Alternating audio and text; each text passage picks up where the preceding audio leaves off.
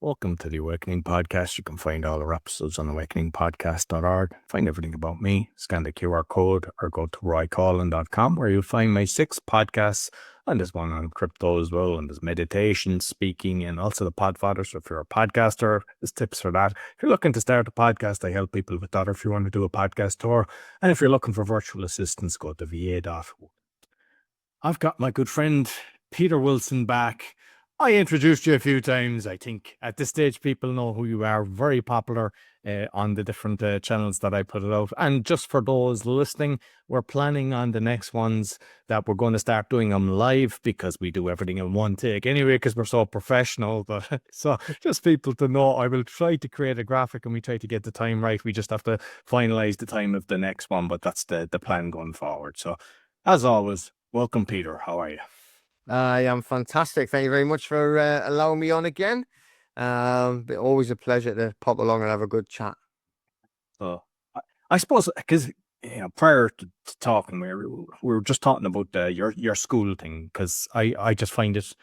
I've got a few different groups I'm in, but I'll give your one 10 out of 10. And for a person that has read over 20 books trying to figure out all these different things, I wish at that time I would have been in that and had that, because it would have made my life a lot easier.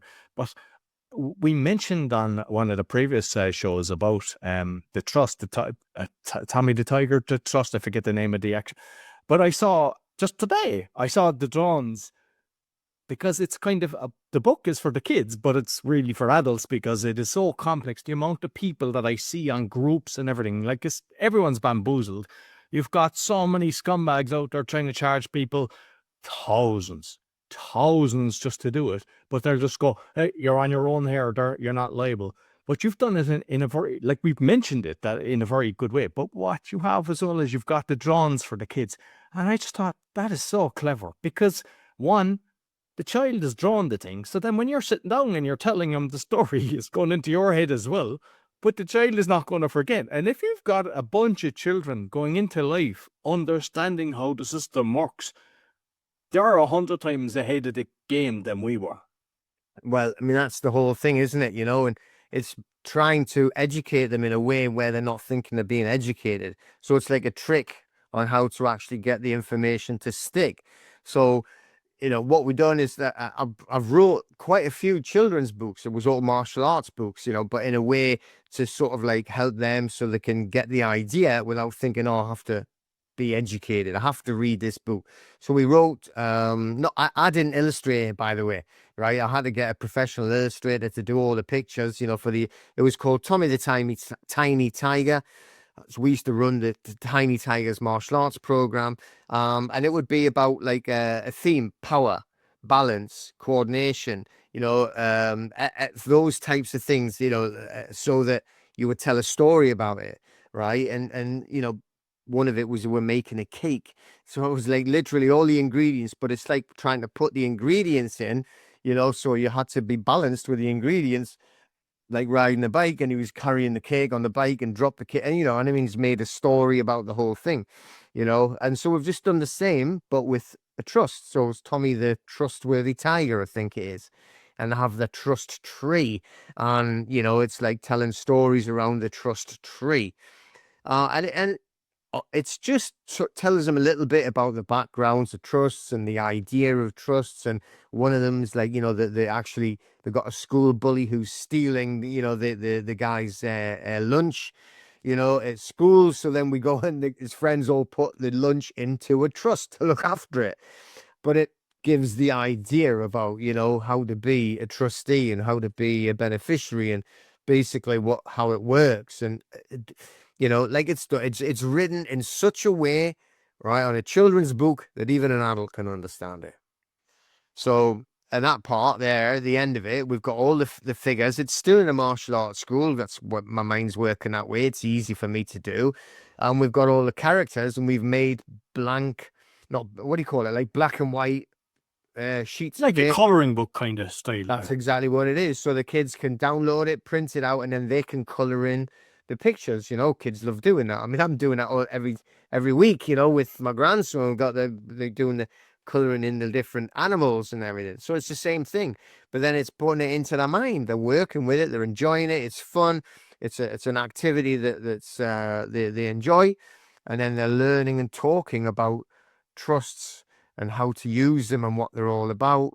And to me, I think that's vitally important, because if you look at it on, say, the trusts, where you're talking about the trust law and equity, if you look at the government and what they're trying to do is they're changing all of their own statute, which is the rules, not the law, but they're making it so that now we have a new rule. So you're not allowed to use trusts, and you're not allowed to do this, and you're not allowed to do that. And you have to tell us if you're putting anything in trust. And then we're going to charge you money for putting it in trust.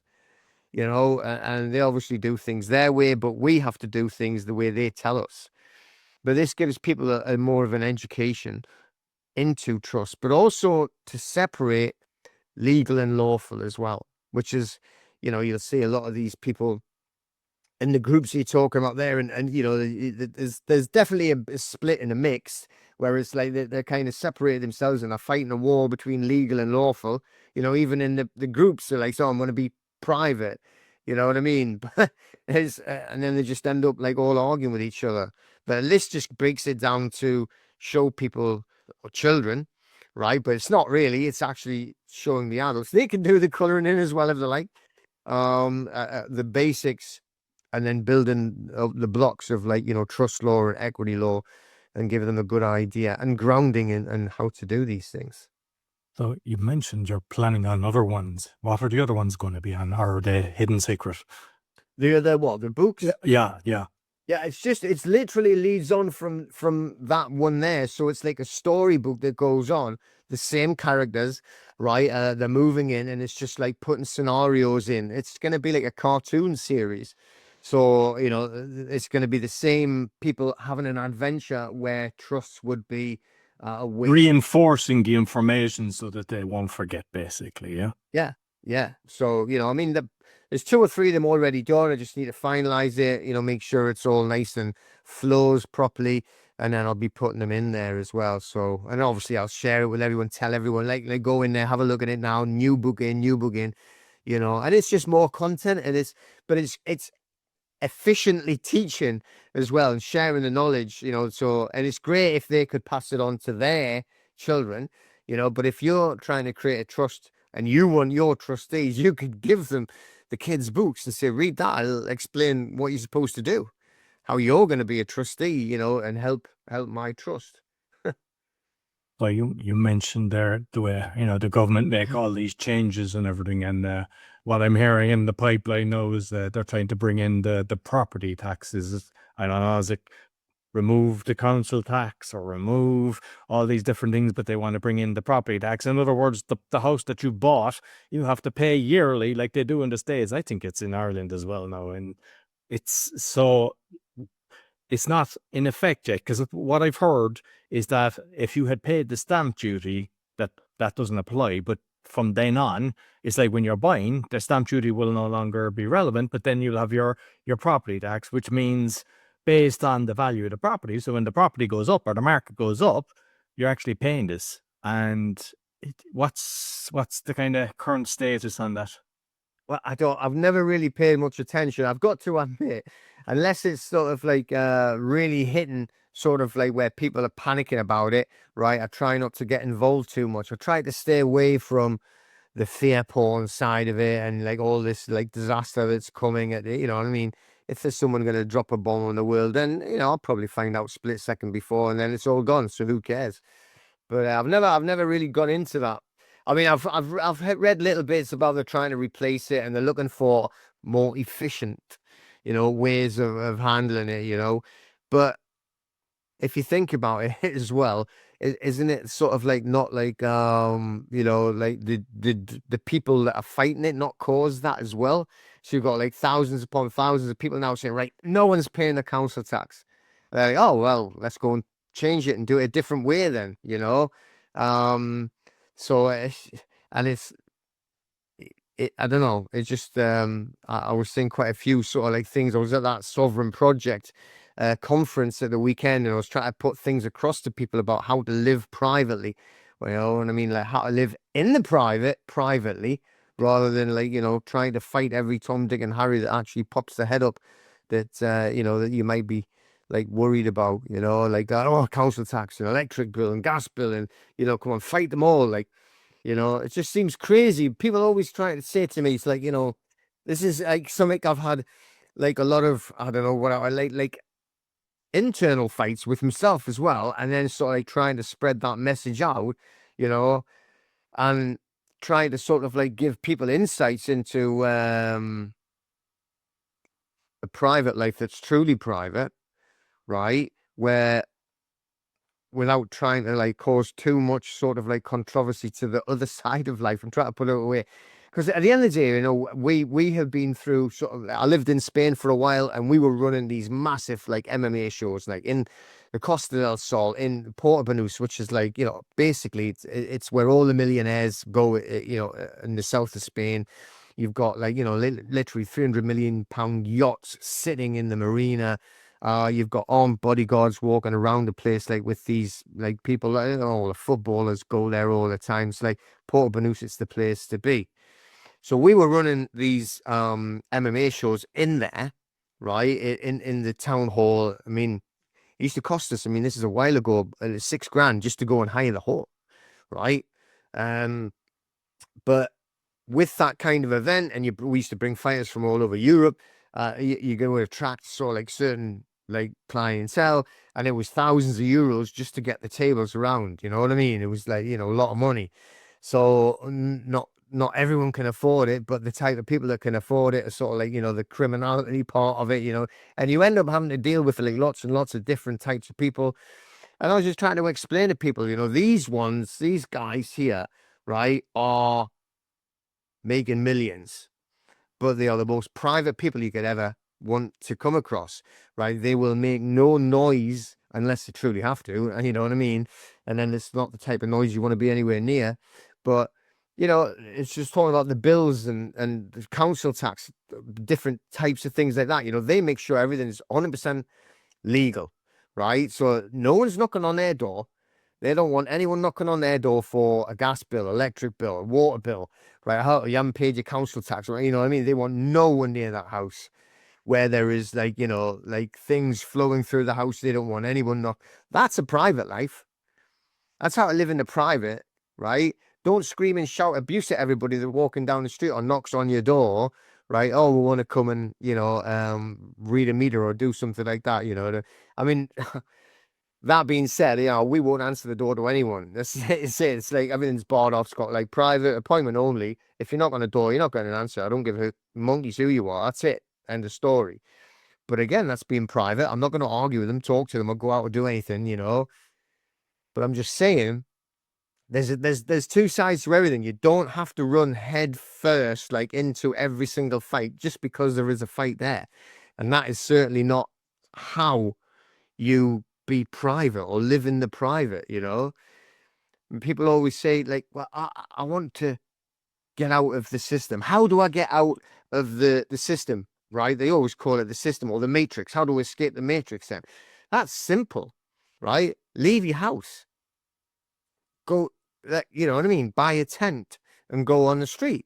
Because, I mean, they're all out of the system. All the homeless people there are out of the system. Well, I'm not saying that it's a nice life or anything, but, you know, they haven't got any hassle with electric bills or gas bills. Or they are truly out of the system. You know, they're not going to have to worry about HMRC or what's on the land registry. Yeah, how do you get out of the system? You jump out of the system, go and live in a field. That's it, you know, eat grass. Well, I mean, but you don't really have to, because you could go learn how to forage and get out in the woods. And, you know, we were up, oh, where was it? We went, it was, anyway, this huge big country house in the countryside in Northumberland. And we went into the gardens. I mean, these gardens, you know, 10 miles long, right? So we're walking through these woods, and you see all these different types of fungi. So one of the really popular, which the first time I've actually been into this part of the garden, and there's lots of, it's called chicken in the woods. Have you ever seen it? No. Right? It's like you have to go. Everyone can Google that one. Chicken in the woods. Get an image of it. and it's like it's like a flat plate growing out from the side of a tree, right? So if it's like, say you've got like half a plate and it's sticking out the side of the tree, so and it's a mushroom, so you can take it off, clean it, cook it, and everyone says it tastes a little bit like chicken, right? But it's full of goodness. It's very good for you, and it's like incredibly tasty, and it's got good texture to it. And they're all over the place. And then further on, we've seen these growing up the tree, and they were called jelly eels. There's other names for it, but I'll call them jelly eels. And if anyone's ever had a pot noodle or anything like that, then you're eating them already, because that's what a lot of the content goes in from these jelly eels. And they're just mushrooms growing up the tree. There's like little, they call them jelly eels because they look like ears, right? And they grow, and they just, you can peel them off and just put them in, and you can like make soup with them or do whatever, you know what I mean? It's like very tasty, a lot of people are already eating them, but I mean, the amount of like different types of fruits and berries and everything like that were all over the place in these woods. So all the flowers, most of them are all edible as well, so, and a lot of them like really good for you, like dandelions. Should be killing them, you should be eating them, preserving them, helping them. But anyway, that's how you get out of the matrix. Just leave your house, get out of it, go and live in the woods. That's it. But like, are they going to do it? Of course not. But that's the easy way of doing it. It's choosing your battles as well, because I mean, for the different things I'm doing, I mean, at times you just kind of go, let's get this one off the table, whether it's a small bill or whatever, and you know that it shouldn't be there, but because it's still correspondence, it's still writing, it's still having the registered letter. And I mean, I don't get nothing more but I never took on too much. But I've seen people, when they kind of get into this, they want to attack the electricity, they want to do the whole lot. And most people aren't mentally ready for that, because they think they'll just back off. But if somebody comes to the door, most buckle, and they'll end up getting in more trouble from the way that they're doing it. Yeah, but again, you got to really keep on top of it. So I know loads of people that have tried to do that, and then they've forgotten where they were. Have a wrote to that one, have a wrote to that, I've forgotten it on that, and and it just ends up in a mess. And what I think is truly selfish, very selfish. And I've had a lot of phone calls, and I go, "Oh, I'm really worried about this," so I'm not bothered, right? But what about my kids? So my kids are left alone in the house. Well, so you're actually putting your kids in line of danger then, in a sense, right? No, they might not get harmed, but they're going to be the ones that are taking the brunt and having to open the door and deal with these things. So to me, that's just selfishness. That's like, well, why not pick a fight where it's not going to have any effect on them then? If you need to fight a fight, then find one that you can do without having to go and put your children in the firing line, where it's going to affect them directly, as in some, idiot's going to come knocking on the door. Because there's plenty of them. That's the one thing you will never get rid of, is all of the idiots that want to come start giving abuse to anybody who's not towing the line. It's the same thing. They all love getting involved in if they've got bullied at school, they want to take it out on everybody else later on once they've actually left. So they get themselves hideous jobs like bailiffs and debt collectors and all that kind of stuff. But you've got to think of like your privacy and your mental health. There's that that's not being sovereign. That is not what it's about. They need to lift a consciousness and try and like level it out, sort of like on a level of consciousness, to actually join and find out why this world is the way it is. Because it's we're on the verge of it changing very, very quickly anyway. Well, consciousness is rising quickly, a lot faster than what it has in previous decades. And that is going to have a tremendous effect, even if people don't think so. Now, that to me would be a better way of spending your time, trying to lift your own consciousness to actually find out and going within and seeing how you can change everybody's scenario by changing the consciousness for as many people at the same time as possible, rather than having an argument about like your council tax or your gas bill or electric bill. I mean, we've got like solar panels on my shed. I've got them in the garden. I've got them on the walls. I've got them on the roof. Like, I've got like friends that we bought them secondhand, but they're brand new, if you know what I mean. So like, like literally if they've come from somewhere and they've hardly been used, it's still secondhand. And it's like you got like 100 quid is getting this huge solar panel, right? And then I've got them there. They run sort of like, the fridges, the freezers and everything all the time, 24/7. So it's not getting used on the grid. So I mean, like the usage is next to nothing. So it's like 50 pence, a day is what it's usually costing.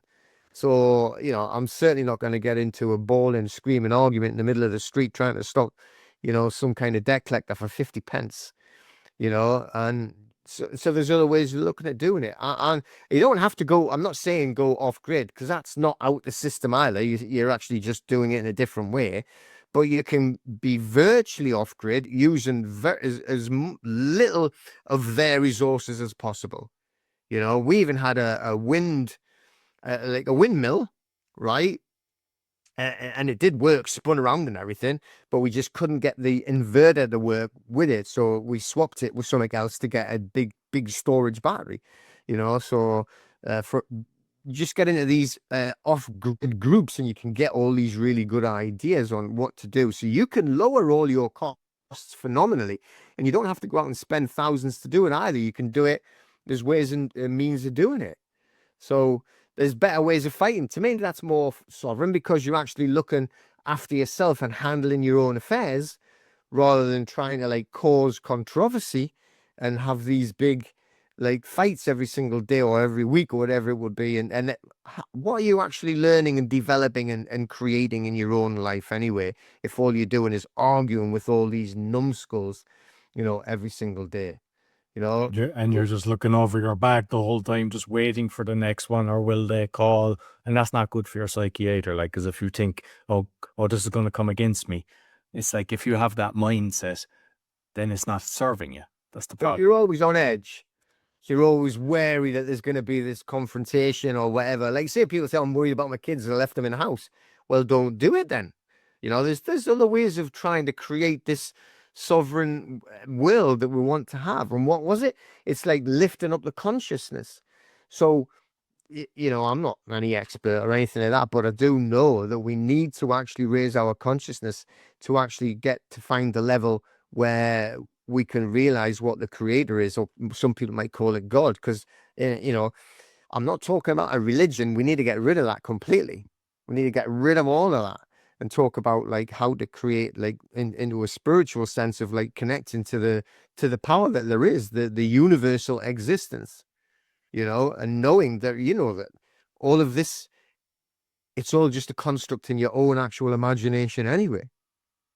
None of it's real. Fair enough. You might bang your head on a brick if you're trying to run into a house, but it's at the end of the day, it's only atoms vibrating in a certain way that actually makes it appear to you as if it's actually solid.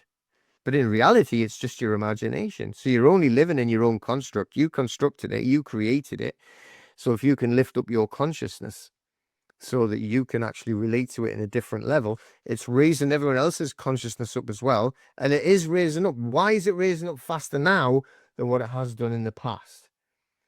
They say all the brain, that's been proved by science, that even the brains can connect with each other on the wavelengths. So the brain waves.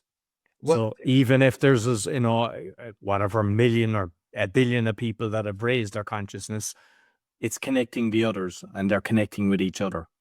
Yeah, but it's also the spread of it like this. Yeah, we're talking here, right? But like, say if you've got someone who's really good at teaching consciousness and, or like, through like meditation and raise your consciousness and realize, because if you compare what we want to what we've got, right? So what is it that we've actually got? Well, we've got like control by fear and hungry for power. It's capitalism. Well, they are classed as capitalism, and how do they do it? Well, they make sure everyone's terrified of everything. It's all predictive programming. Everything's predictably programmed, right? Going back for as long as you can ever remember, going back even in history, and you look at it, the history itself is all made up and lies. But when you can say the whole thing is just about predictive programming, make sure you're programmed in a way to accept, right, that it is even like, Darwin, like the theory of evolution. It is just a theory and it's all nonsense, right? And what it is basically it's programming you to make sure that it's kill or be killed. It's the survival of the fittest. So, and that's basically what it is. Well, we have to make more goods and possessions and ownership and money than you, and I'll kill you to actually make sure I get more than you, so I'm better than you, and then I can go up the ladder. Well, that's why we've got a government that does what it does, and everybody complains about it, but that is how it's actually set up. It's set up in a capitalist way. Everyone has to make more than the neighbor, right? That's the way it is. But is it great? Well, no, it can't be, because now you can see, right, the greed, and the greed brings on like the thirst for power. The thirst for power brings on the control, where they're trying to control others by having more than them. So if I have more than you, I'll control you. Which comes out, well, I need to control now the entire country, the entire population. And then it gets to stages that we know, like in the Middle East. Well, I'll tell you what, we're going to control everyone by wiping all them out, so we can then control everything, and we'll move in there. It's the same thing. That is the essence of what it is. So the only way to get rid of that kind of life, rather than fighting for, I'm not going to pay a gas bill, electric bill, lifting up the consciousness to mind, moving on. Now you've got people that can teach it on massive platforms now, rather than having like a little church or have a little center. I don't mean church as in, like a religious side, but like say, well, I'm going to teach like consciousness. I'm going to teach you how to like meditate to extend your telepathic senses, which everyone has. And they forget that they have them because they're living in such a high speed, crazy world where they're trying to like step on everybody to get higher. But everybody feels Jewish. Everybody gets that feeling in here, and you think, well, why do I not feel comfortable? And everyone's, oh, it's my gut instinct. It's your intuition. But that there, right? Nobody can explain to you, well, it's just this feeling that I got, and I shouldn't have been there. Right? Or didn't want to be in this place, or you walk into a room, it's that the room makes you feel uncomfortable, so you have to leave, or you should leave. Always keep going. This is what we used to teach the kids: if in doubt, get out. You feel that funny feeling, it's your stomach is telling you to leave, so leave, right? And if nothing ever happens, at least you say, oh, it doesn't matter, then I can always go back another time. Whereas if it does happen, it's too late, and you get hurt or something wrong, then it's too late to actually leave then. So always, if in doubt, get out. And that is your telepathic senses. It's your intuition. But it's the same thing. They've proven it time and time again that people can actually connect with each other telepathically. Whereas if you want to call it down in our language, right, this is to make it simple language, they can read your mind. Right? So, and they've proven it on video, where they can actually see children reading their parents' minds, even though they're not in the same room. And they'll know what they're reading. They're actually reading a book. And the kid's actually typing it out while they're reading. I've heard of a lot of autistic children. They've realized that now as well, even non-verbal ones, that they can actually read what their parents are saying. Mm-hmm. And why is that? Deep sense of love, though. And what is love? It's consciousness. So then it's moving up, So again, it's like, it's like listening to others and reading about others and seeing how these things move, and then knowing, you've got them feelings, and then how many times, right, going out through life, right, and you've been walking along or doing something, it's like got no connection to anything, and say you think about somebody, and it just pops into your head, and you think about, oh, I've never seen Jimmy for years, I wonder what he's doing, and then they ring you, right? Happens on a regular basis, and everyone's like, wasn't that weird? Well, not really, because they've just contacted you, right? It's all telepathy, and it's because it's in the ether, it's in the atmosphere. They call it the data. They put it into the data field, and it's just an enormous data field, because it's all imaginary anyway. It's all just energy connected. It's like a computerized energy floating around, right? And that's how, this is the way you can actually become more of a sovereign, by connecting more to consciousness and realizing that you are far more powerful than what they're trying to make you believe. And that's why they control you, and that's why they make you do what you do to try and control others, so you can move up the ladder, whereas we need to move forward into a way where it gets more, if it's you know, think about it like Tartaria, where nobody was worried about like the energy because it was all free. We know we can get free energy. Anybody actually does too much, like to prove they can get free energy, they get ill and die quickly. You know, but that's how you should be pushing more to get more sovereign rather than, you know, like trying to like argue. I'm not perfect and whatsoever. I've done my fair share of arguing and like, you know, getting into situations with bailiffs and whatnot, like, you know, but so I don't wear body cameras anymore because every time and it was like body cameras flying off one way, I'm flying off another, bailiffs flying off thing. This isn't how to like get on with things. This isn't keeping calm and being good, but you know, that's why I try and avoid them situations. With the intuition, I remember before the crisis happened, I had 3 properties and I had released equity to buy a lot of stuff in Poland, the butt syndicates, and I just had the feeling, sell everything, and I didn't. And if I had listened to myself, I wouldn't have been where I was. I wouldn't have lost a whole lot. And even said my mom is brilliant at it. There's so many, like I've been in business with a few different people and some perfect, no contracts, worked out for years. And, you know, just after 15 years, we just kind of, everything was sold off and things were good. But there was others that my mom just said, nah. And every time she was spot on. I thought, oh, I know this guy 5 years, no problem. I know this guy 2 years, never had any hassle. And each one turned out to be a scumbag and basically taking money out of my pocket. And she saw it. And it's something that I'm trying to, and you can actually start working on it by being conscious of it. And sometimes you have to get out of your head. You have to stop listening to your head. And I think most people have been caught at that. And if you go back, there's probably warnings saying you probably felt that there was probably something that happened, but you just thought, nah, I know better. And yeah, your body, whatever way it's done, it's giving you the warning signs, like you say, from the stomach. And they're all connected. The heart, the brain, they're all Yeah. connected. And it's proven that. Yeah, I mean, all you're doing there is when you're sitting, like your mom's saying one thing and you're saying the others, because you're actually just using and relying on your intellectual side. So you've switched off your spiritual side or your consciousness, really, and you're just using the intellectual side, which is, you know, what people could call ego. And it's like, you know, well, that's an now in control. I don't mean ego like, you know, you want to be better than everyone, not the ego. So then you're in your actual intellectual side, and you know, then you don't listen or don't allow it to get involved with the consciousness side or the spiritual side, and then like your mom takes over, you know, and tries to do it for you, but you're too far gone on your intellectual side to listen. But you know, some people on the outside are just easily can see it where your intellect takes over and pushes you too far down that line. But that's it. I mean, that's the thing. Everybody has got that connection, you know, and like another thing I was watching the other day, I was amazed at it, and it was like remote viewing. Now everyone's heard of that remote viewing, and it's like it's a hard one to swallow sometimes because, you know, like everybody's like, oh, how could that be if you're not there?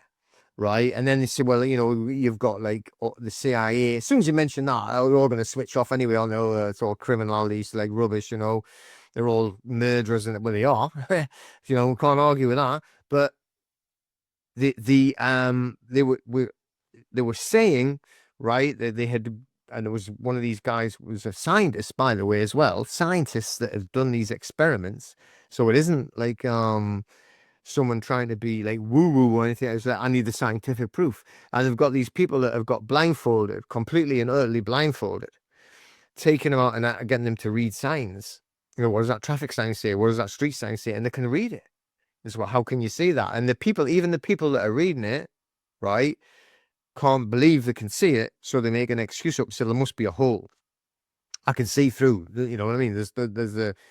I must be cheating. There's got to be a way of doing it, but they've got no a way of actually really cheating, apart from in the minds trying to turn it so they can make sense of it. But they've got a lot of scientific, you know, like experiments to show them, no, it's remote view, and you can see it because that information is already in the ether.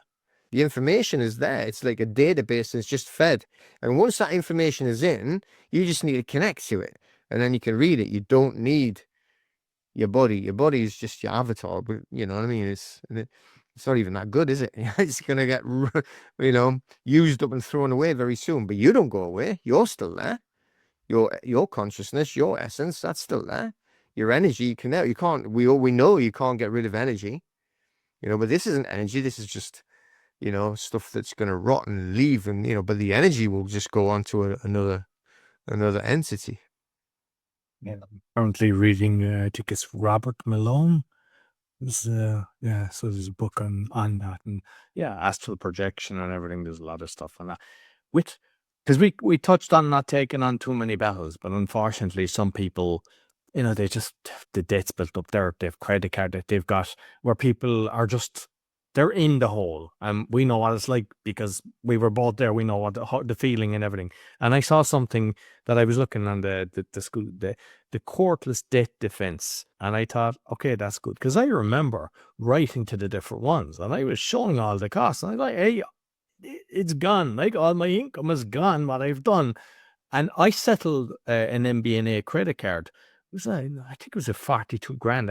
I settled it at 30%. And if I knew no, that wouldn't happen. But I just saw that the way that there was a few things on that I thought was very good.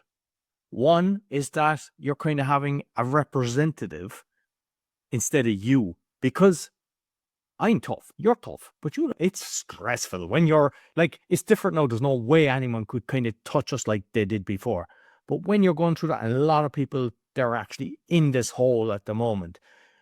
And whether they're ringing up and abusing it or sending you the nasty letters, threatening to put you on a publication and all this shit, it's just really, so the way that you're doing it is kind of saying, this person is representing me, just distress and health, yeah? And I think that's a very, it's a brilliant thing to do. And I think anyone that's in the hole should create it. So maybe you might touch on that. Yeah, well, I mean, I call it like the captain advocacy thing. And it's completely, that part there is just completely made up. And the name that I used was like one of literally a Royal Navy captain at the time that there was captain of one of the ships that I was on. So I used that name because, just thought it looked really sort of like upper class name, shall we call it, So that's why I did it that way. But the whole actual scenario of it, the business side of it is 100% correct, because it's using all of the SCA guidelines and the Consumer Credit Act all built in. So it's actually the financial rules that we're using that are there for everyone if you know how to find them and read them. So and this has got nothing to do with like, I'm not paying my bills, I'm gonna be sovereign, and you can't, like, because I'm not my legal fictions, nothing like that whatsoever. Well, literally what you're going to do, you could liken it to either an IVA, right, or a DRO, or a debt management plan. All of them three. Just for those that wouldn't know, IVA, what are them abbreviations that you've just said? Well, it's like, it's IVA. It's very similar. It's like an involuntary arrangement where you go in. But if you're doing it with a company, this is the difference. It's like an IVA, but you're doing it for yourself.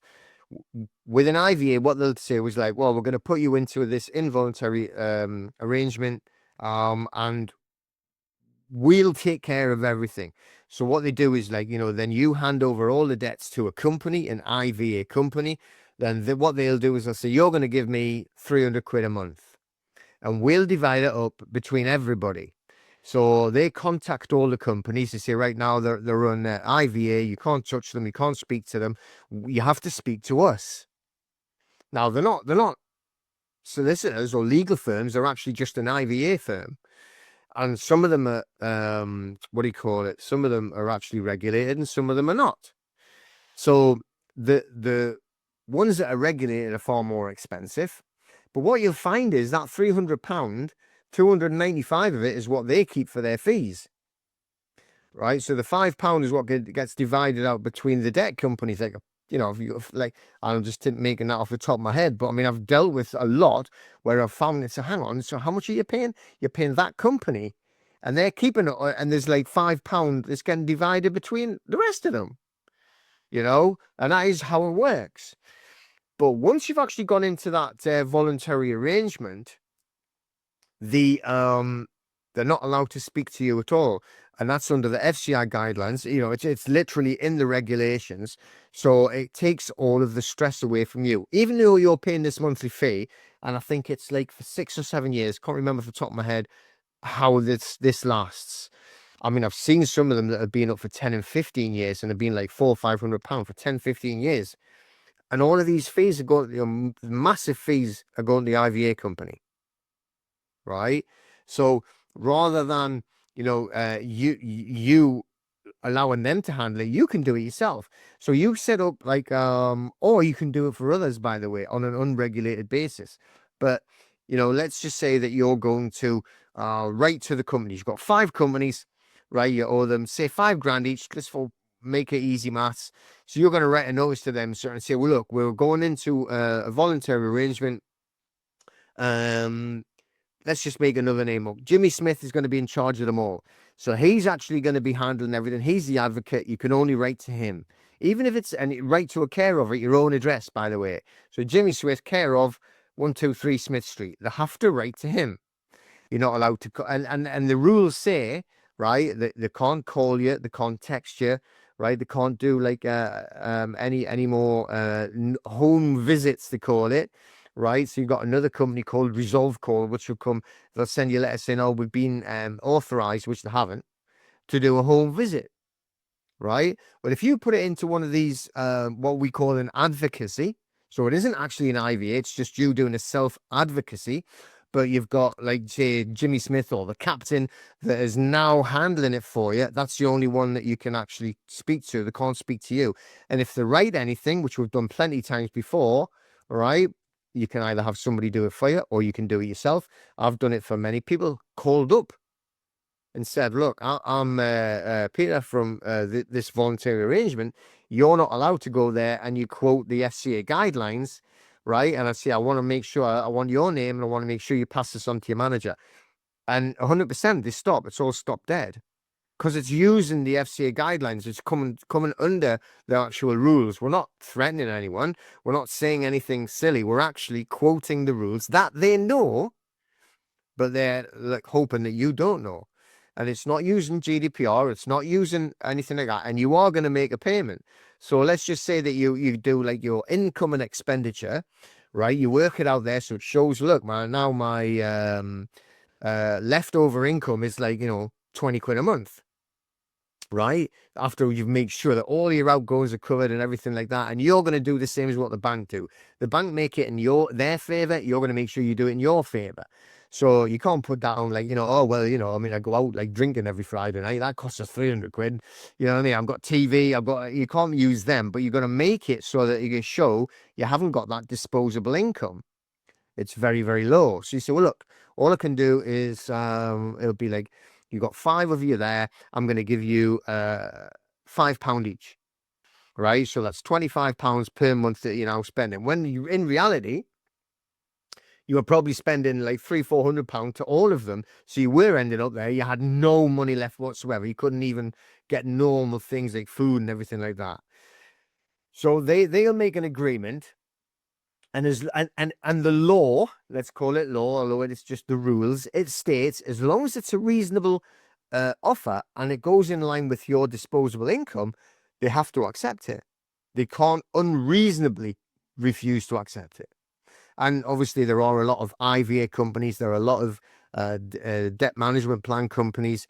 They're not all regulated. And the thing is, they've got these ones like Step Change and everything like that. They're not charities. They're not.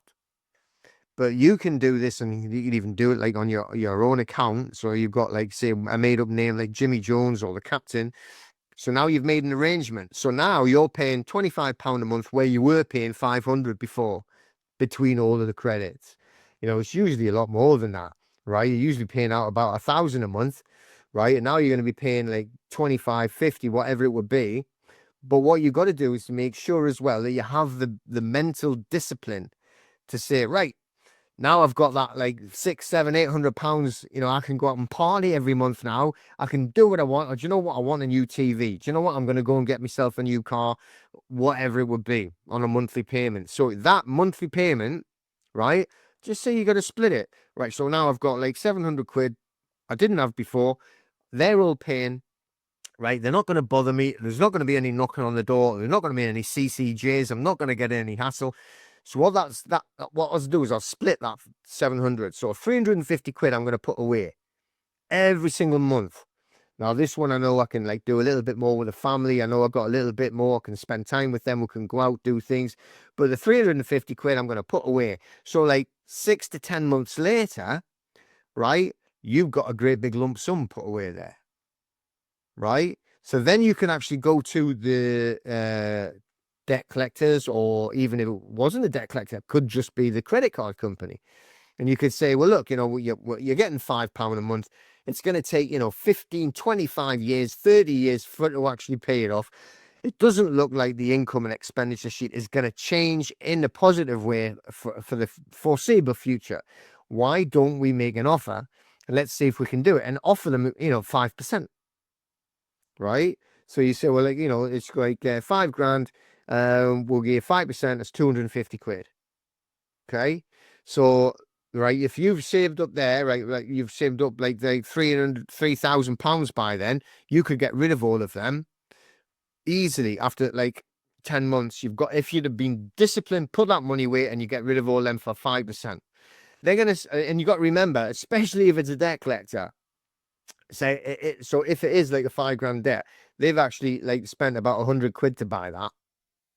So for you to offer them 250 quid, they're still massively in profit, and they're not going to have like, you know, £5 or pound, you know, whatever it would be, you know, like paid to them like every month. Well, it's going to take forever and ever and ever, and they're not just going to make any profit.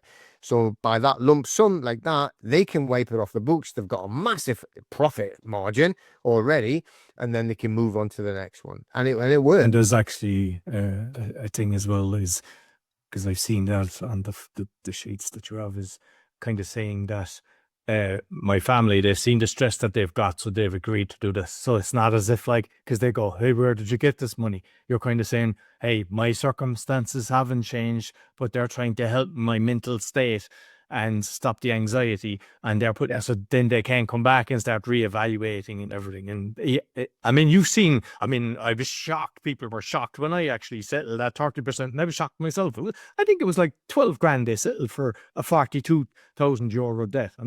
And then I've heard even less on things, and as you say, 5%. And it's just kind of, people can't fathom that. They're going, no way. But the reality is, when you're actually saying, hey, and as you said, 10 years, I mean, even if you're paying £1 or £5 or whatever, sometimes it could be a lifetime, and they'll just say, yeah, we just want to be rid of this.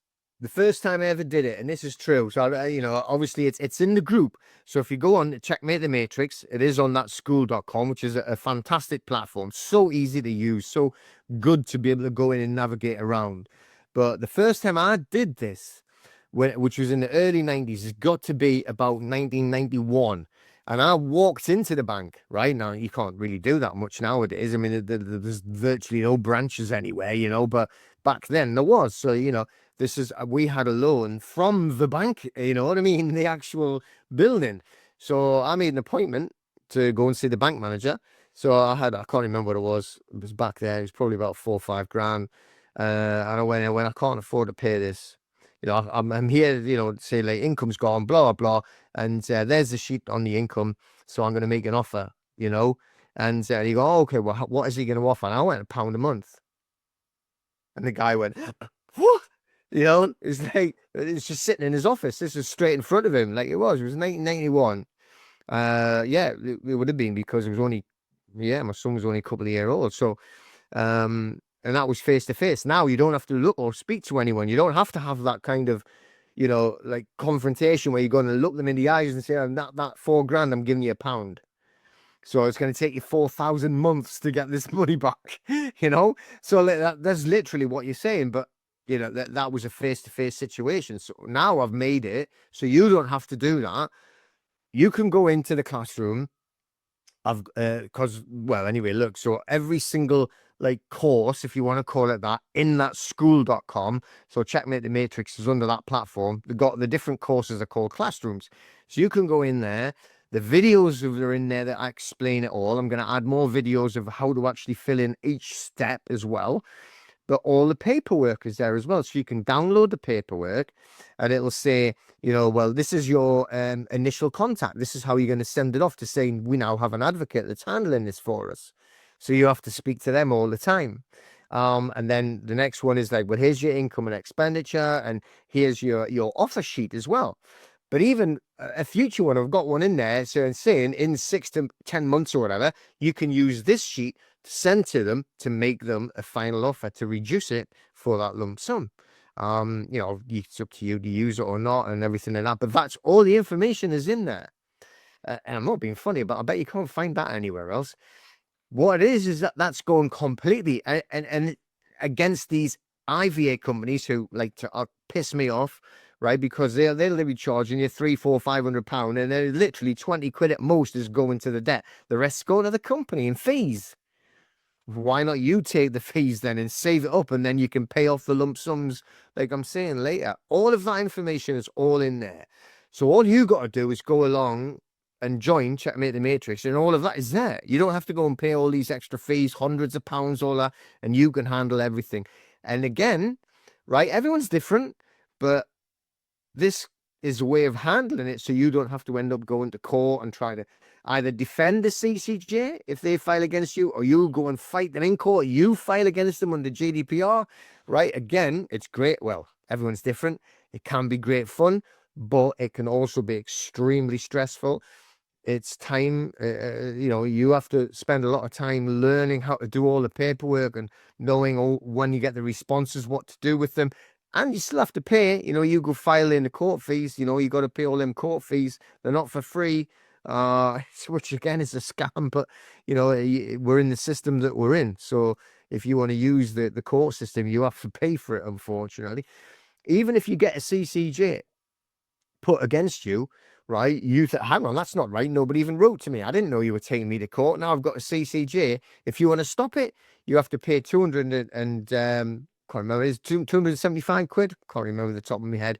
Anyway, whatever it is, the N244 fee you have to pay, right? Just to actually get a hearing to stop that CCJ. Get it put aside so you can have the full hearing to see if you should actually get a CCJ or not.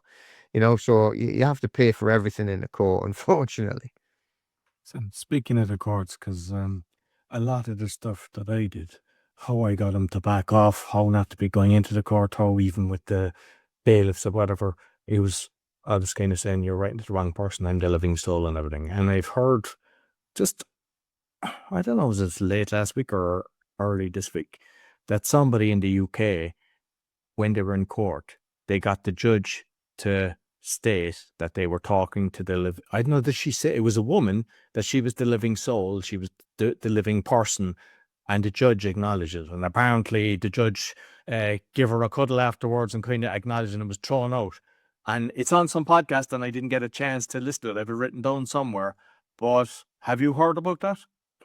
Yeah, the woman's called Yvonne. She's from Newcastle. She's from yeah. Yeah. So Mel, friend of mine, she was the one that did the interview with her. I don't know if she's done any more, but I know Mel's definitely done one with her.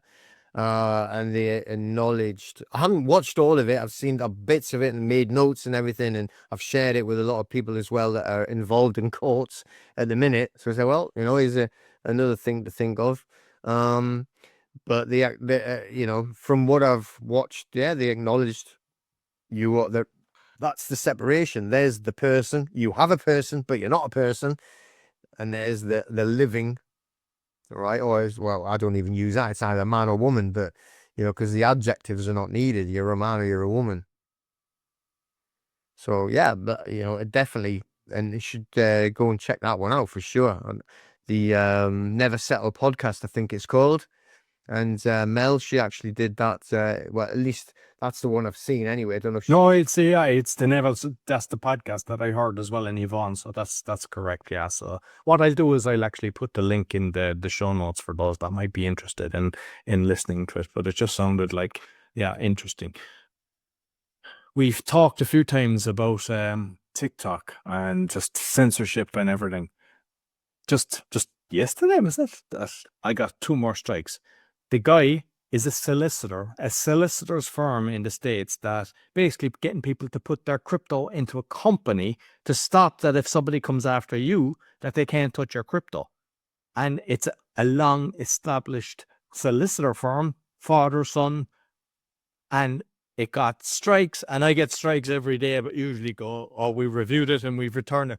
This time they haven't. So now I'm on the edge again of getting that one totally removed. And a Spotify, I had a previous one with Bennett, I forget his name, Scott Bennett. He unfortunately he's passed, but that was removed on Spotify. And just a couple of days ago, I got another one from Spotify, my 18th episode. So like about 5 years ago, and they're basically saying, oh, this girl, and I'm not sure, was it India or somewhere like that? This woman was exposing the coal mines, and like she had all the proof, journalism and everything. And they just decided, yeah, we've looked at your stuff and we've removed it. And I mean, I think I mentioned previously about my meditation. I've got healing frequencies removed. And nobody says that about Spotify, like, but it's like, there's nothing you can do. I mean, it's what you're doing, putting stuff on school and stuff like that. And I started to set up my Substack and start putting the episodes on that just to have an alternative.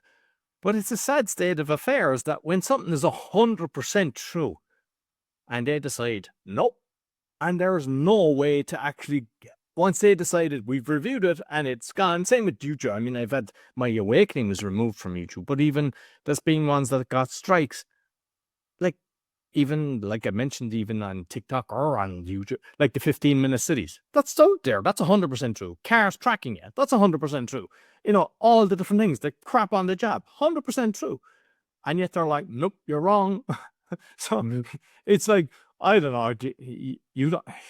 I don't know anyone who's getting censored as much as me, and it's a strange state. And because I was going to cover this as well, and I know I brought up the name before, and I kind of like say Tommy Robinson. I saw stuff on him, and I was like, there was a few times I kind of felt there's something wrong here, and I saw videos of him younger, Zionist, and saying all about that, about Israel and everything. And then I look at Rebel News and I was like, why are they pushing the Israel thing? And then Katie Hopkins as well. Every person that's out there that's famous and that has the million views, I don't know, is there anyone? I mean, I've caught Joe Rogan on lies. I even see a lot of the stuff that Patrick Bet-David, even though I watch it just to find out what's going on in the States.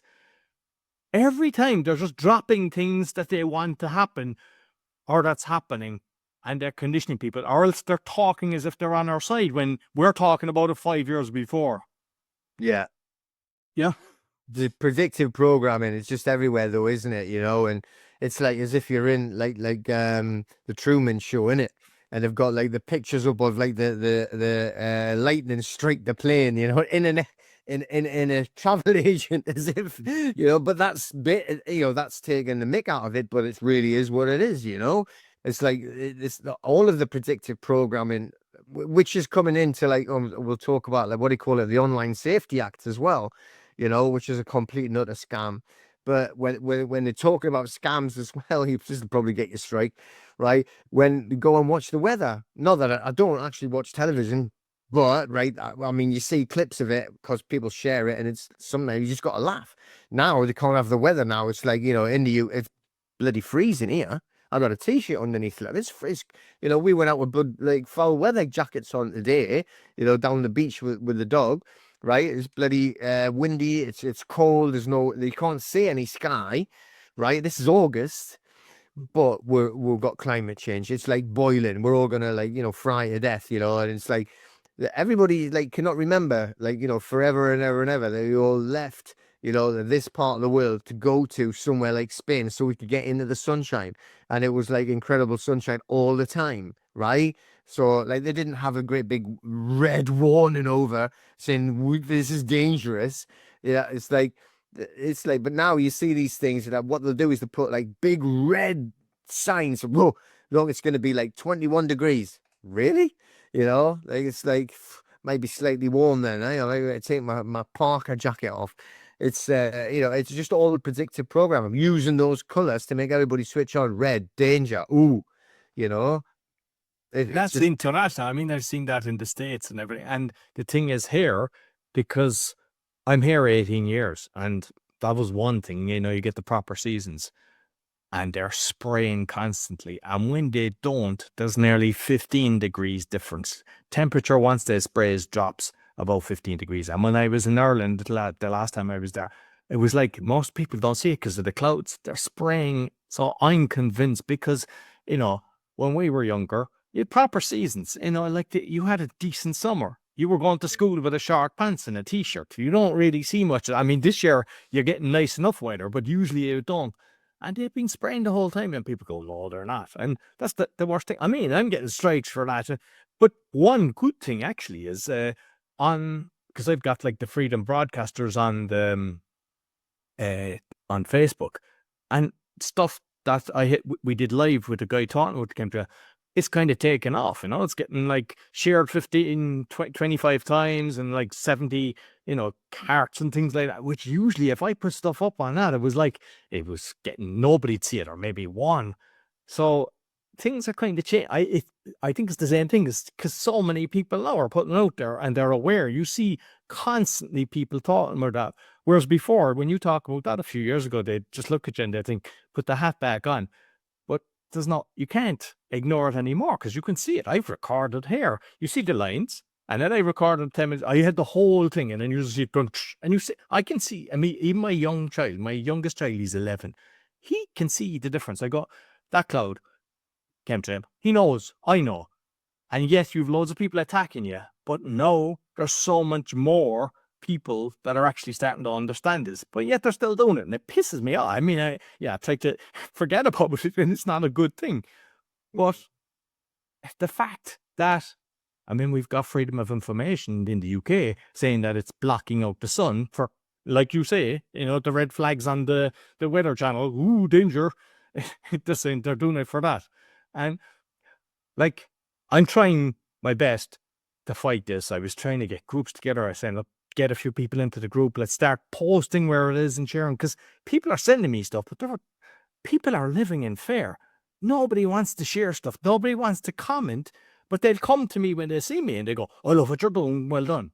And they're afraid to share because they see somebody has posted something and they're getting 5 years, yet as someone who's raped, he gets 150 hours community service or something like that. And yeah, that's done. Yeah, that's done intentionally to make you shit yourself. And they should stop, because when you start saying, hey, you're writing to the wrong person, they can never come after you. Mm-hmm. But then as well as saying, like, we're very proud of our freedom of speech. Really? I know you're proud of it, but it's not for the reasons you're actually trying to say it. You're proud of it because you've hammered it down. And anybody says anything that you don't like, which is, again, like talking before we even came online about that Freedom of Information Act, which is, they should, no, Online Safety Act, sorry, which is tied the two groups that I was trying to show the freedom of protections.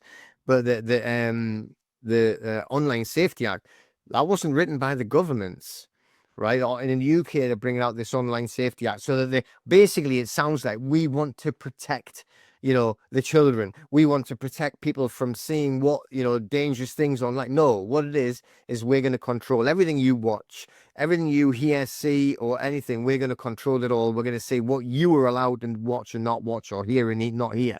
That's what it is. And it was written by, unfortunately, but written by a trust. Okay. But it's a non-government organization. It's an NGO, which has got massive influence over all of the ministers to make sure that these acts go through. And that's, unfortunately, again, right, the Carnegie UK Trust. Right. And just for those that don't know, Carnegie was a multi-billionaire back in the 1900s or 1800s, 1900s. And he ran the steel industry with an iron fist. And he actually had, back in the early 1900s, the Uplift of the Workers Act, right? Which sounds great. It's like, we will look after the workers. We will make sure that, they've got a fair life and a good life and everything. All it was about control, smashing any unions, destroying any power that any union had to try, what it is, the trade unions or anything where would have workers' rights would be demolished. So he could actually set up, even he was part of the education system, like Rockefeller and Ford and everything, how to train like little school children to be great factory workers. That's all the education system is. Give them enough education so they can work for us, but not enough so they can actually do some kind of thinking for themselves. And that's who Andrew Carnegie was. And he actually controlled all of the industry, all of the steel industry. And he created this trust, the UK Trust. I think it was 1913 when it was actually created. They're the ones that were mostly influential on pushing through that Online Safety Act. So they've been what they call lobbying, which is another word for actually paying millions of pounds to MPs, right, to make sure that acts go through. Which is what I tied it back in the presentation I did last week, was tied to the Freedom of Protection of Freedoms Act 2012, which sounds great, like Uplift the Workers Act. Sounds great. Oh yeah, we want to be uplifted. We want to have our rights. No, you're going to do exactly what you're told. We're going to get rid of all the unions. You're not going to have anything unless we say so. But we'll make it look good, right? Same as the Online Safety Act. We're going to protect the children. We don't want them seeing anything nasty. Okay, so they're controlling all that everybody can see, hear, or whatever, trying to control thought. It's just all about control, which is about fear, control, and power. That's what it is. That is the whole system that we actually live in. That is basically the materialistic system that we've been built into. Capitalism. That's what it is, right? It's Darwin's theory. That's what it is, right? Evolution. The fittest will survive, so they kill everybody that's littler than you to go up there. And even if you look at the royal families, right? Basically, if you wanted to take it as it is and say, oh, well, they're the royal family, why are they? Because their ancestors killed more people than you could. That's it. They had a bigger gang than you, so now they're up there and control everyone else. So that is Darwinism. That is the capitalism. That is the system that they're trying to do with fear control, right? And make sure that they control what you can and cannot see online. Same as the Freedom and Protections Act. It sounds great. Oh, they're going to protect my freedom. What they did was they made sure that they could attack the actual keepers of the vehicles, So in all these private parking companies, again, lobbyists that donated millions of pounds to make sure that Theresa May put this act in 2012 through, so that they had the Protection of Freedoms Act under Schedule 4 or Section 4, might be Schedule. It means they can hold the keeper of any car liable for the parking charge. So you go into Asda, right, and you spend like half an hour too long, right, shopping and then talking to your friend, and then you may have a coffee, and then by the time you get out, you've gone 2 minutes over, right? That's £100 charge, not fine. It ain't a fine, right? So you've got to stop people calling them fines, because they're not. And if there's people trying to call them fines, right, they're trying to influence people for the wrong way. It's not a fine, it's a charge, and the charge is only for what they're saying is a breach of contract, which is, again, is a contract that's an impossibility to actually agree upon. You can never have that contract. It's an impossible thing. But, right, what they do is on here, and it's what they call only on relevant land, as compared to, it can't be used on non-relevant land, but on the relevant land, they'll use that Schedule 4 to say, well, the keeper is liable, no matter who was driving. Right? Compare that to speeding. They need you to name the driver so they can actually hold the driver liable for doing the speeding, doing the action. On this one, right, all they say is, no, well, you're the keeper, so you're paying it. Simple. And it's just another way of manipulation and control, and basically another way of draining your resources out of you, done by the mafia that's called the government. But using private corporations, other private corporations using them, same thing. And it's all going to the people that have already got the money, making sure that they just drain it off the poor, making sure that we maintain that massive divide of like have and have nots. Capitalism, which is, sounds great on paper, but when you actually look at it, it's just Darwinism. So like, the fittest will survive, the rest can die, and that's it. And how we always go, which is where we have to get rid of that by moving into consciousness, by being able to like get back to what we were talking about at the beginning, more into the consciousness side, to realize we all know it's bad, we all know it's wrong. Ask anybody out there and they'll say, yeah, that's terrible. What's world like? It's horrendous, it's horrible. Is it nice? No. Have we got love and peace and tranquil? No. It's death and destruction and power control. So, we know we need to change. We know we need to move away from it, and luckily technology is going to allow us. And everyone says technology is evil, but not really. Only the control of technology is evil. We can use it in a way where we can spread the word to raise the consciousness, and that will connect more people to the actual consciousness side. If you want to call it spiritualism, or definitely not a religious thing, but so you can use technology and even AI to your own benefit for that. People saying that as well, AI is evil, AI is terrible. It's like, no, it's the people that are using the AI that are terrible. It's like a gun, right? Guns don't kill people. People use guns to kill people, right? It's an inanimate object, right? The bad user can use, it could be a knife or a club or a fork, but it's just unfortunate that it's a gun. But it isn't the tool that's evil, it's just a piece of metal. It's the user that can make it a bad thing. We cover that kind of weekly as well about the AI, and there's a load of brilliant things. I mean, obviously jobs are being lost, but there's a load of brilliant things. And I don't think people should be working 40 hours anyway. But just going back on the unions, because my father, he used to work for the cinema. He was chief projectionist, and most of his life he was working in the cinema. And there was two big boys in Ireland, Ward Anderson, and basically they kind of took over all of the cinemas. And what happened is, if you were in a small town, they would say, don't give him that movie, or we're not taking any more movies off you. And he just went bust, and then they just come in and buy his place and everything. But with the union, like, the union was never looking after them. And my dad said he saw him one time all going for dinner, like, saw the union guys going for dinner with it. And he was like, he knew straight away that they were working for them. He wasn't representing them. And then I saw in the US, I forget which one it was, but there was a union guy, and he had a house worth millions, massive swimming pool and everything. And he was like supposed to be looking after the people. And a lot of the time, I mean, even because I worked for a mechanical contract, and people, like the tradespeople, had to pay so much out of their wage. I don't know, it was a couple of bucks or whatever it was. And it's like, it's the same thing. And in paper and theory, you think, okay, we're kind of going making sure that our rights are protected and everything. But and most people aren't aware of this, there's a high percentage of it's organized. So even if there's like a union leader, they put the person in place. Everything is agreed beforehand. And then people think, oh, this is the best we can do. Otherwise, and they lie about figures and everything. And that's an international thing, unfortunately.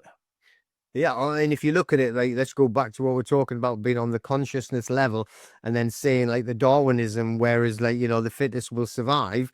Well, it's the same, like, because all that means is control.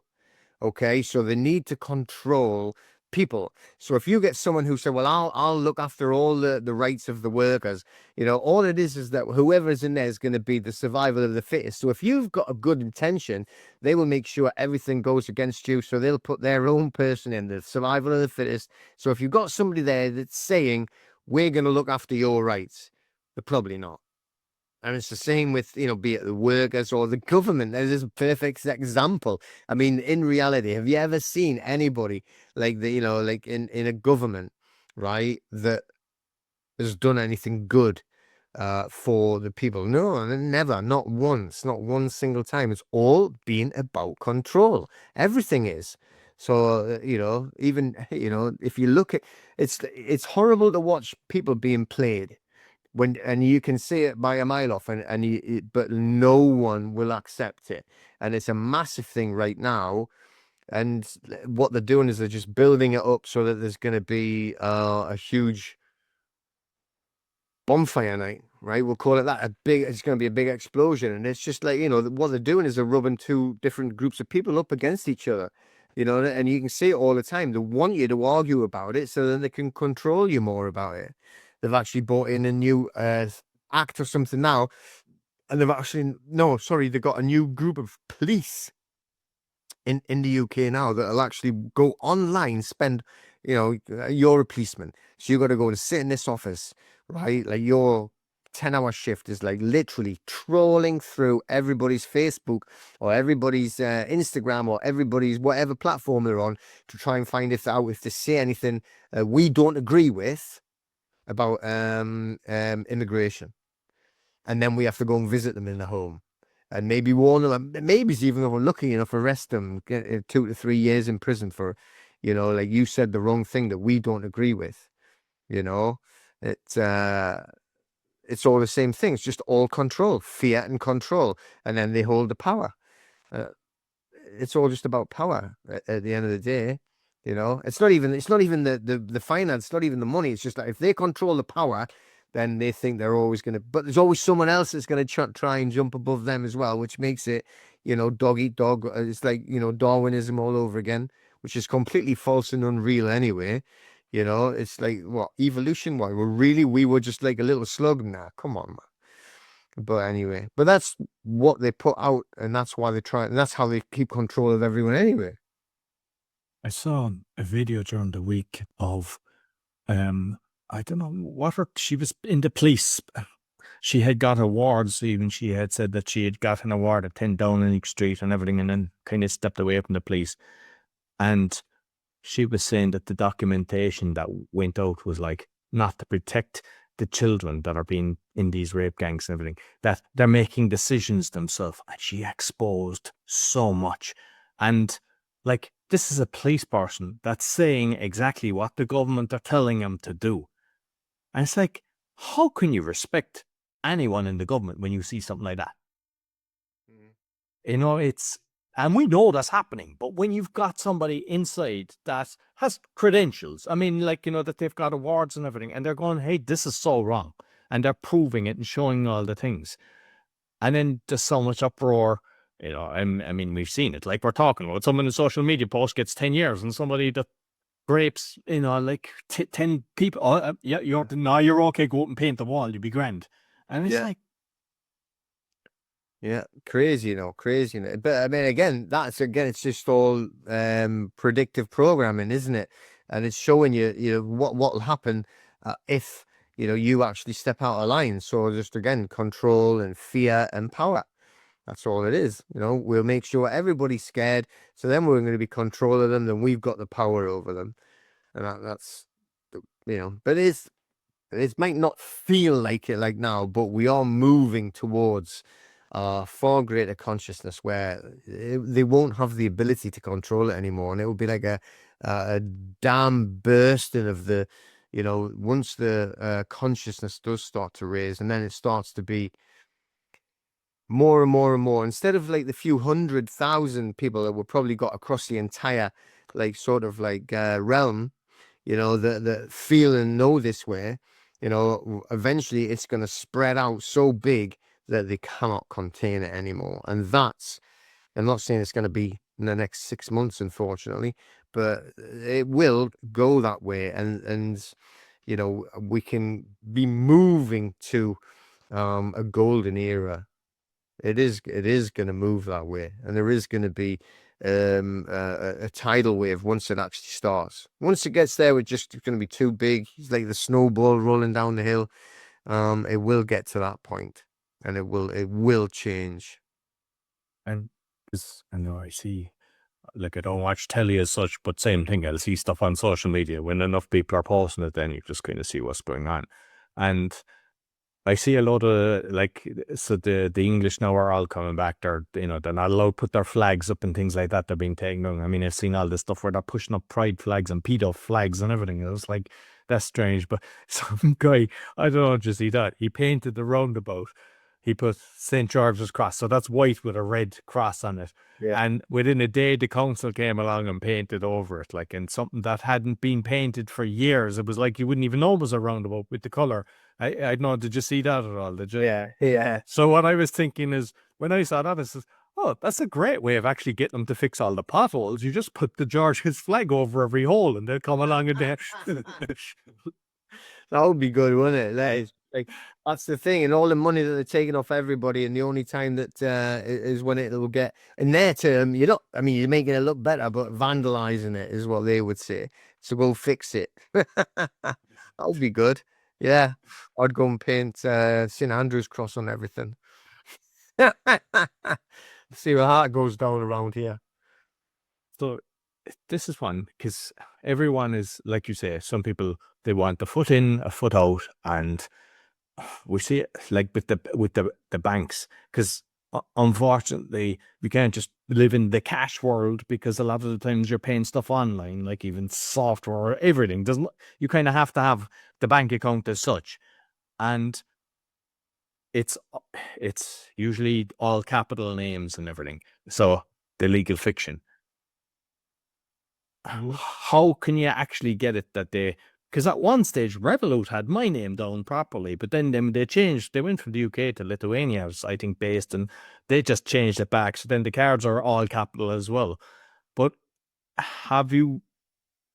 is there ways of actually, or forms that you go into the bank? I mean, I've tried it and it's like, it's another battle, but that's one that I think is important, because they can just, I mean, I've had you probably have as well, when we go through all this, they just empty your accounts. But when it's you, the living soul, let's say, or you, the human, the person, the man, the woman, how do you get them to, because they'll say, oh no, you can't have an account. Have you come across where you can actually change it, that it's like not all capitals? Do you know what? It's this funny thing. Like last week, I said I was down in Loughborough somewhere, and I went into. No, it's the same thing. It's about the capitals, but I went into a cemetery, and this church. There was this old church. I was speaking to the people inside, and it was from like the 1200s or something like that. So I was having a look at some of the gravestones for some really old ones out there, and the ones from like the 1700s, that they didn't have the old capitals on. No. It's so it was quite a few, and I actually filmed them and took some photographs. And they didn't have all capitals on. It was written correctly, I mean, it was still a capitalized, P for Peter, but it wasn't fully capitalized like you'll see on your passport or on the bank cards or anything like that. But when it comes to the banks, I don't know. I've never ever been able to see. So I've spoken to people that work in a bank, and they say even if you write it down and you try and enter it, as soon as it moves over to the computer, it completely changes it to all capital, no matter what happens, because it won't fit into the system. So I don't know how, and how you would do that. I mean, I have a crypto card. I try and use that all the time, and I have, and I try and use cash. So either a crypto card or cash, rather than other phone, like other cards that are tied directly to a bank account. But yeah, I'm trying to figure out more and study more all the time to move into decentralized systems, rather than trying to like stay in the system, because they're going to make it harder and harder all the time until it gets to that bursting point, if you like.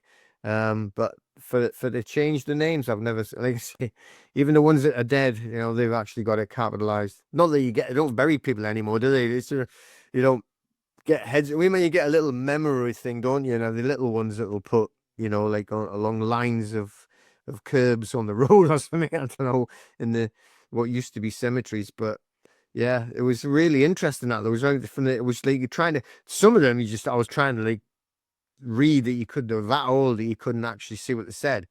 But a few of them, and it was from the 1700s, and they were not fully capitalized.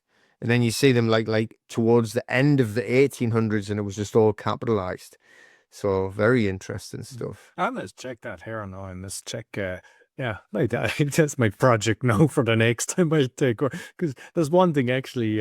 Well, Ireland started looking after their graves. At one stage, there wasn't that much, but no, people tend to make sure that. But here in Poland, they're immaculate. Like, and they have, Mhm. I don't know, it's the 1st of November, or the end of November or something. All the candles are lit, All Saints Day, whatever date that is, and they have like thousands of candles in the cemetery. I did a video before on it, and it was like it's beautiful to watch. But I must go around now and actually check the older ones and see, because they're actually in good condition. Because I think people, they're even cleaning ones that there's probably nobody, just out of respect.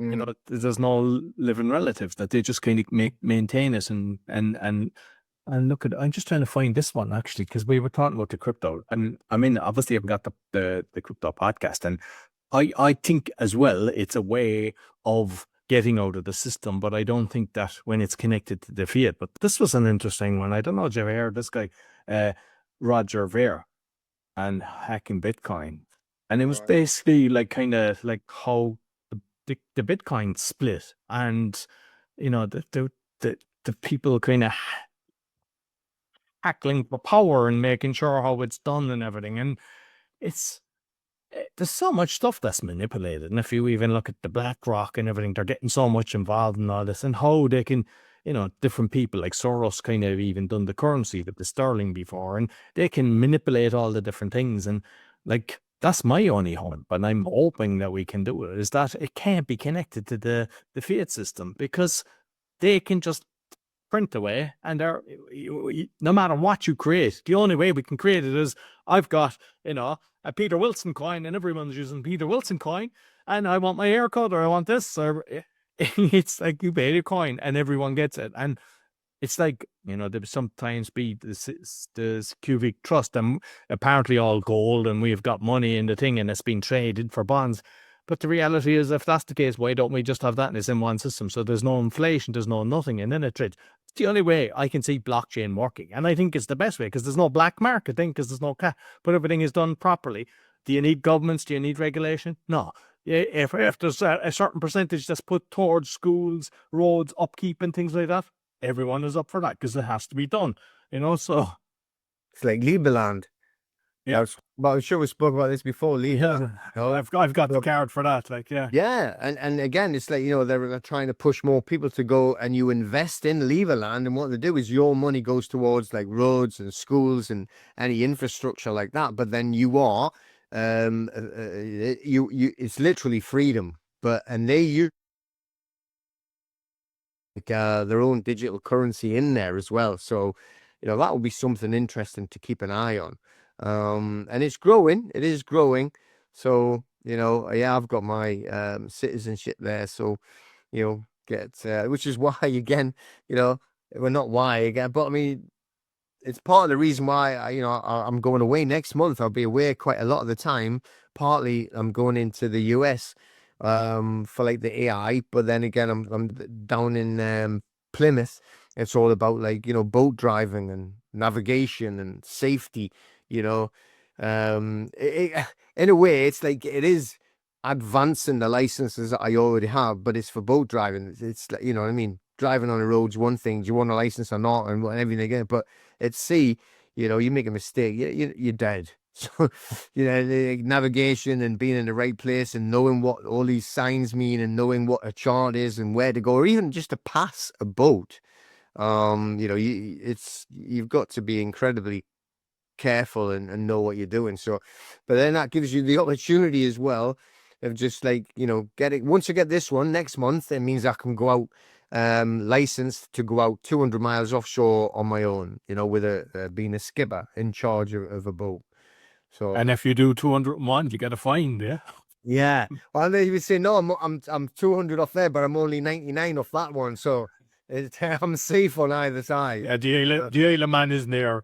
Exactly. So I always figured, I mean, in reality, you could get on a boat and sail it off yourself. You don't need this, but I mean, it would be if you did anything wrong, like or made a mistake or anything like that, and you're finished, aren't you? You can't sort of like walk home when you're middle of the ocean. You're certainly not swimming home. That's It's an important one actually, because like if we look at say, because sometimes people are saying sovereignty, we don't need license, we don't need driving license, we don't need this, we don't need that. But for even that, I mean, I've seen so many accidents and everything. Because if idiots, they don't understand it. They just get a boat and they go out and they end up killing themselves, killing somebody else. And it's the same in driving, because I see people that are driving along, they're doing like 100 in a 50 or something like that. And it's like, that's so dangerous. Like, I'm not saying where we talked about previously, where they're bringing it down to 40 and stupidity, levels like 20 miles and things like that. But you still need it, that somebody needs to know how to drive. Like, there was someone done a U-turn on, I know it's not in the States or the UK or whatever, and killed a few people. And it's like, that's why we need, you have to have both, because sometimes people think that when I've got sovereignty, when I'm in freedom, I don't need any of this shit. But the reality is you've idiots out there. And it's good that those people have to do a test and understand what they're doing. And also that there's limits. I mean, not limits that it's just all about the financial gain, but safety limits. Oh, for sure. Which is again, it's like there's so many different things that can go right, or take it on to a boating side of it. You're on the sea and everything. You do something wrong, and for instance, it's like if you're in a motorized craft, so whatever type of boat, including a huge big oil tanker. I'm thinking of a video I've seen specifically about an oil tanker, which is these things are monsters. So this is traveling along, even if it's only like, say, doing like 10 miles. Well, we'll call it miles an hour, because then people will get what I mean, right? 10 knots, but say 10 miles an hour. And they have to give way. The rules of the sea, that ship has to give way to anything on a sail. Okay, because in reality, in the terms of motorized compared to sail, a motorized vehicle has got, or motorized craft has got a lot more control than a sail, because a sail is completely dependent on the wind, the direction it goes, the speed it goes, the maneuverability, what it is. So you have to give way to the sail all the time. That is the rule, and it's a set rule. You can't say, like in this case, well, that oil tanker is enormous. You can't put brakes on it and stop it. So if it's going along there at 10 miles an hour, it's not stopping for 2 to 3 miles, right? So we watched this video, and it's just like a safety video, trying to like say, like, use the actual rules of the sea, but to a sensible degree. So and what it was in Cows Week, this one. So cows in the Isle of Wight, like you were talking about, and they have the whole week there's loads of different races. So these yachts were in a race. Now this guy doesn't want to lose the race. You could see he was just like adamant. So he went straight across the path of this oil tanker, and got hit by the oil tanker. Now he could argue, well, it was my right of way. But in reality, like, say, doing a U-turn on the motorway, they were just talking about who in their right mind would like cross the path of an oil tanker, knowing, well, there's no way it can slow, it can't stop, it can't slow down. It literally, it takes 2 miles, 3 miles for it to come to a stop. You can't just like, oh, press that button, let's stop.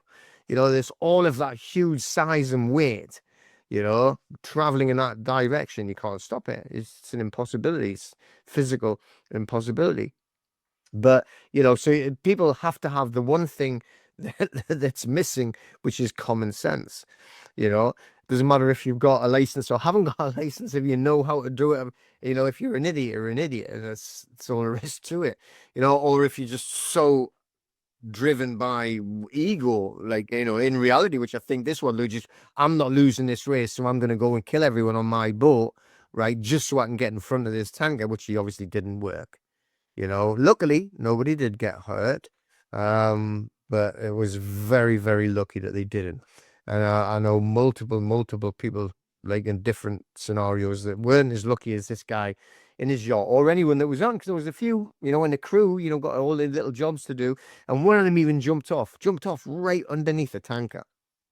100% pure, and they, look that whatever got pushed away. But yeah, you don't ever jump in front of a tanker. But yeah, I mean, it's just, some things you definitely need to have competency at, right? You know, they'll argue the point of like, oh, your license you're giving away. Right, okay, you try and sail across to France then and say, oh, you get on if you don't know what you're doing. I wouldn't fancy doing it, you know? So, yeah, hopefully everything will go right way and I get like this ticket. And then the next one I have to do is like literally going out at nighttime and trying to cross over to France, you know? Like, well, hopefully not trying, hopefully doing, but it's like in the dark. You got to do everything in the dark so you can actually use all of the tools that you have to do it correctly. Yeah. Once you've done it, you can tell us about your experience on it anyway. But listen, Peter, as always, thoroughly enjoyed it.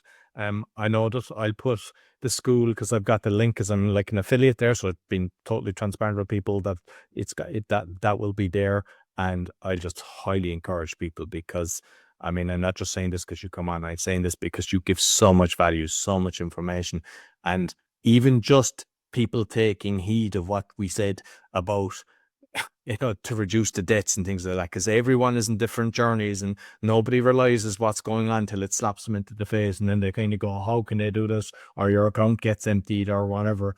And I think you cover so many different things, and it's just constantly growing. That's the beauty of it. It's like like a lot of times there's people out there, they've got different things and they're selling so, and it's just there, and that's what you have.